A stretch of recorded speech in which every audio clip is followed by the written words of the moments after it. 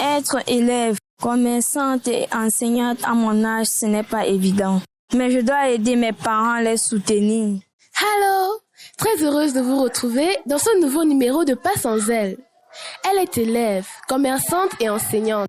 Son nom, Saïdatou Khadija. Âgée de 15 ans et née d'une famille nombreuse, la jeune ambitieuse nous transporte dans ses multiples activités à Yaoundé.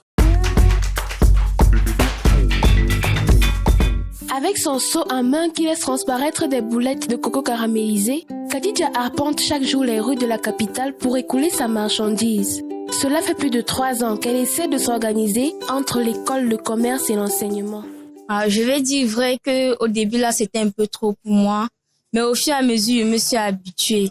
Et c'est quand je me lève le matin, je prends ma douche, je pars enseigner. Après les enseignements, je porte mon seau pour aller faire mon commerce. Et c'est quelqu'un rentre là, je m'apprête et je prends mes cahiers, je me mets à réviser. Khadija vient d'obtenir son diplôme du BEPC. C'est ici dans le quartier Essos qu'elle vit avec sa famille. Aujourd'hui, la jeune fille doit acheter des noix de coco. Hafsa, sa maman, a choisi de l'accompagner au marché d'une Fundi dans le centre-ville. C'est juste pour l'aider à choisir les bonnes noix.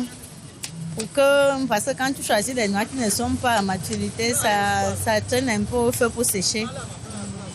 Ok. Ça ne vous dérange pas de la voir travailler comme ça? Pas du tout. Pourquoi? Parce que quand elle vend aussi les noix, ça l'aide à épargner ses petites économies. Oui. Mais vous savez sans doute qu'il y a une loi qui interdit le travail des enfants, non? Quand même, puisque je la conseille seulement pour qu'elle soit un peu, pour vendre, elle soit un peu prudente. Elle doit faire attention à ce qu'elle fait. Les noix sont débarrassées de la coque avant d'être remises à Khadija. Une fois à la maison, la jeune fille peut se mettre à la préparation des cocos caramélisés. Bon, on commence par quoi? On va commencer par laver les noix de coco et râper. Bon, quand ils sont en train de laver de ton côté, et moi je râpe sur le côté.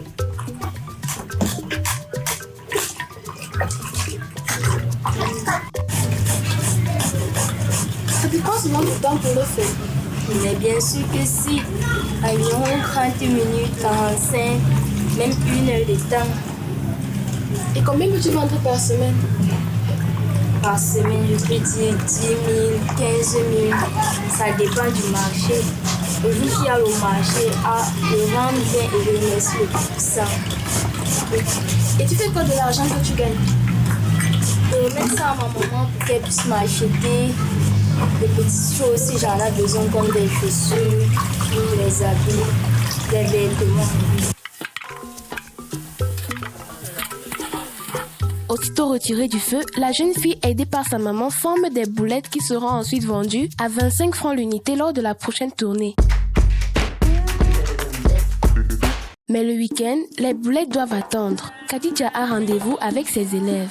Là, nous sommes en collecton où se trouve l'école coranique dans laquelle Khadija dispense des cours. Oups, là, elle doit déjà y être. Je suis en retard. C'est dans ce petit espace aménagé au siège de l'association solidaire de la vocation islamique du Cameroun que Khadija reçoit ses élèves. Ce samedi, une dizaine seulement prend part au cours, tandis que les autres sont en vacances. La jeune fille donne un coup de main à son père, qui est lui aussi un enseignant.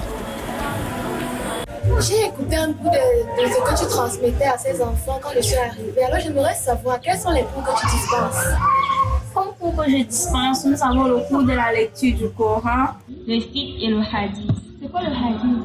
Le hadith est un message qui a été transmis par le prophète Mohammed sallallahu alayhi wa sallam pour qu'il puisse transmettre à ses serviteurs. Tu le fais à quelle fréquence par semaine? Je le fais 2 fois par semaine, le samedi et le dimanche. Comment c'est arrivé pour que tu te mettes à enseigner? Bon, ce qui est arrivé est que chaque fois que je voyais papa là enseigner, j'ai demandé, puis-je t'accompagner pour que je puisse aussi enseigner? Il m'a dit ok. Quand je suis arrivée, je me suis mis à enseigner et au bout du temps, j'ai aimé l'enseignement. L'information au début des institutions. Il est rare aujourd'hui de voir des jeunes filles comme Khadija s'investir autant dans le but de financer leur études. L'Afrique, le Cameroun en particulier, peut en être fier. Vos avis en commentaire comptent énormément. Cheers!